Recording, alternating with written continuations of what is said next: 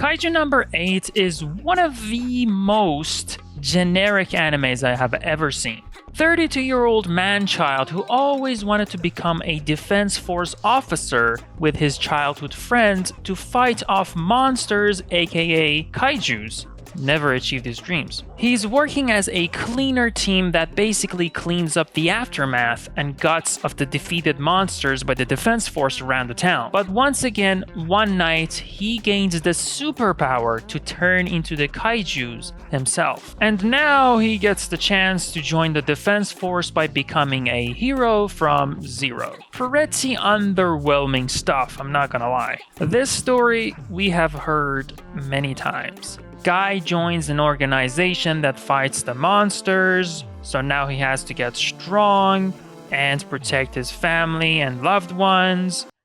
Yeah. Can't hold it anymore. Hey everyone! I like sucking sweaty balls.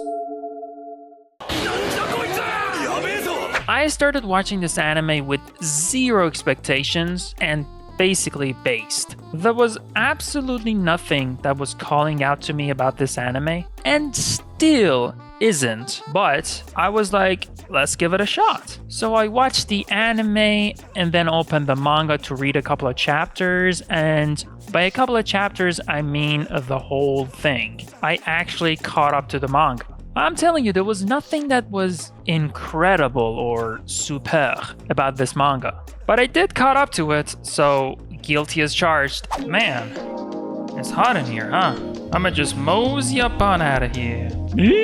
So the word around is you like fucking sweaty balls, huh? I'm gonna be very honest. Throughout this whole series, I was desperately searching for something to clinch into to change my mind about this series and tell myself that this is just the tip of the iceberg. I'm wrong, it's gonna get more interesting. There's going to be more to this story. But no, it's exactly what it looks like. A generic series about friendship, hope, and the MC turning into the pinnacle of it's not too late, and you are the only thing that is stopping you from making it. Those things are not stupid nor terrible. It's just we've seen that too many times, in my opinion. They're just cookie-cutter type of ideas that seem to be the recipe for success in a standard shonen anime. I'm not gonna lie, one of the reasons I kept reading this manga is because the recipe works. It keeps you engaged and invested, keeps you wanting to see that ending where the MC is now accepted by everyone that made fun of him. You want to see him make it, you want to see him succeed. However, the whole story is pretty generic, but the yearning for the beyond is what makes you at it, like a drug addict. I like to fuck!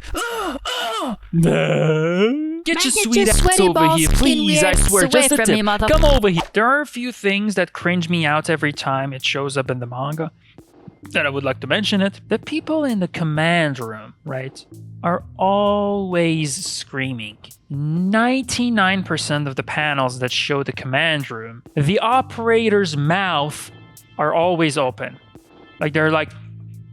They are the only way to show the severity of the situation. They constantly want to pitch you the idea that these kaijus are insane. For example, Fortitude 8 kaiju has appeared. Oh no, it's really strong. Everyone be careful. Woo! And then later, Fortitude 8.5 appeared. Everyone, it's so much stronger than the 8. Run away! I don't know, man. I just detest level systems in anime. It's super cringe, even though, that's the thing in animes, right? Level systems.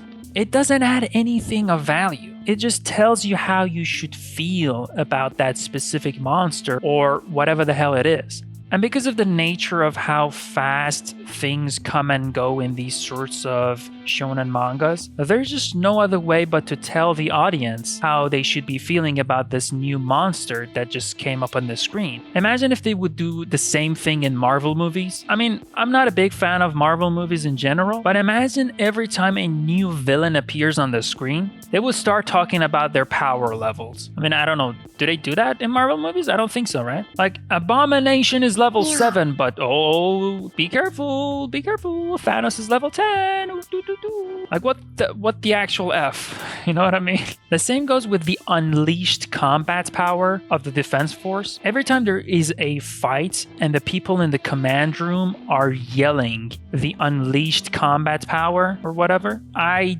die a little inside. Like, holy shit. Unleashed power just went from 90% to 98%? That is great. Woo! Instead of telling me how strong they are or how strong they got, just show it to me. So much meta commentary, dude. So much. There are just so many unnecessary panels that slow the progress of the fights. You know, that it's just like, oh, 42 to 8 or like unleashed combat power 85% or whatever. One other important thing that I want to say is that nothing actually happens in this series. Nothing. It's crazy. It's just crazy that sentence alone spoils this series. And I'm not gonna lie, that says a lot, you know? If you agree with that, that just says a lot about Kaiju number 8. The heroes of the story will always prevail. Always. They might get hurt, they might get fractured ribs, they might get broken bones, but at the end of the day, the defense force always comes up on top.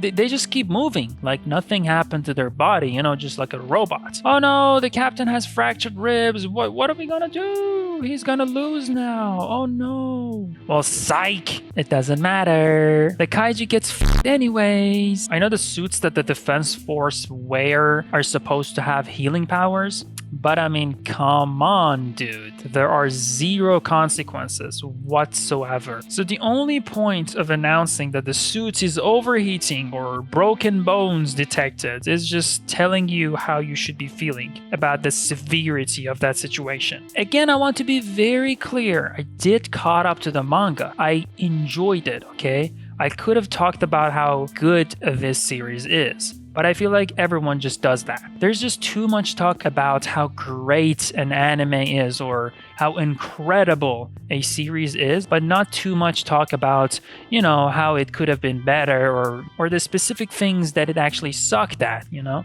Again, I want to be very clear, it's interesting enough to keep you going. And it's not a bad series by any means. It's just generic that could be cool sometimes. I don't want to really get into it, but there is this goddamn badass tiger acting as a pillar to dampen the recoil of the huge weapon that Commander Mina shoots. I mean, how fucking cool is that? The first time that I actually saw that tiger, I was like, hell's fucking yes. Wait a minute, it smells like sweaty balls in here. Oh my god, he's gonna bite my ass, guys. And one more thing. Can we stop saying the name of the move that we're doing? That is just so anime. But yeah, dude, that's about it. Like, subscribe, peace.